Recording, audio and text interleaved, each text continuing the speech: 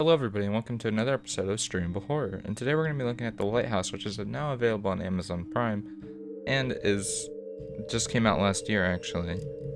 And let's get on with the plot. The movie is about two people that are completely different ages, one being in their probably late 30s and the other one being in their late 60s, being stuck on an island together watching over a lighthouse. And one of them slowly starts to go insane as though they basically get left behind on the island, basically both losing their complete minds as a storm comes in, basically ruining everything. And the one guy's hiding something inside the lighthouse, which is making the other one go crazy, making it starting to think that there's something inside of the lighthouse, even though it never really explicitly shows anything. It is a very weird plot, and the entire film is very strange. And it's an A24 movie, so kind of expect that. But besides that, yeah, it's a very strange, and the plot is different. And it's something that's never been done before, I would say. It's filmed in black and white, which could knock some people away. And that could be bad, but if you don't mind black and white, this should be fine for you.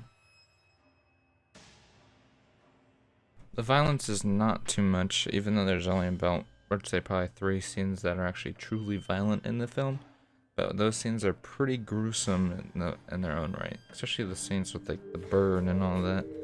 So it can't when it wants to get graphic, it does get graphic, and it also gets graphic in different ways. But let's try to ignore that. But there are some scenes that are extremely graphic in this film throughout.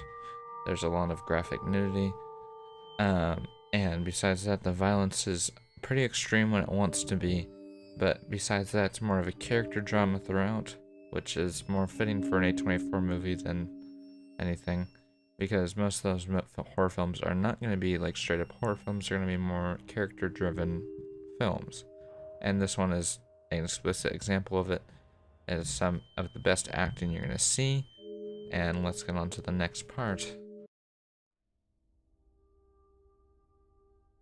Now, is it effective? Is the horror in this truly scary? Sometimes it is, but sometimes it isn't. That's how I'm gonna say.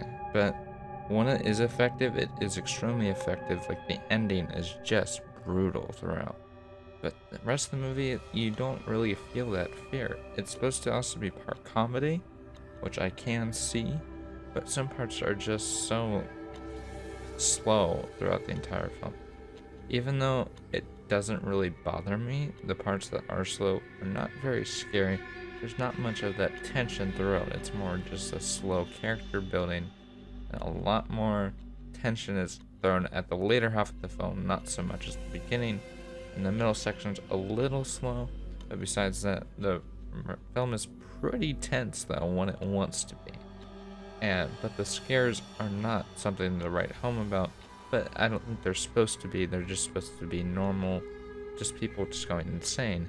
It's not something that's supernatural or anything going throughout the entire film. You're not expecting anything crazy, super and crazy to happen. Some crazy things do happen, but not too insane.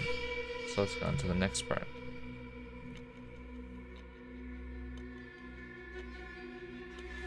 Now, would I recommend this film?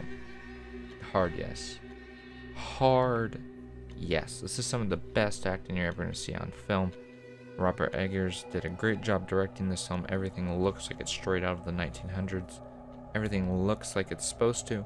Every shot is well designed. Everything just looks amazing. And the acting is just superb. It's some of the best acting.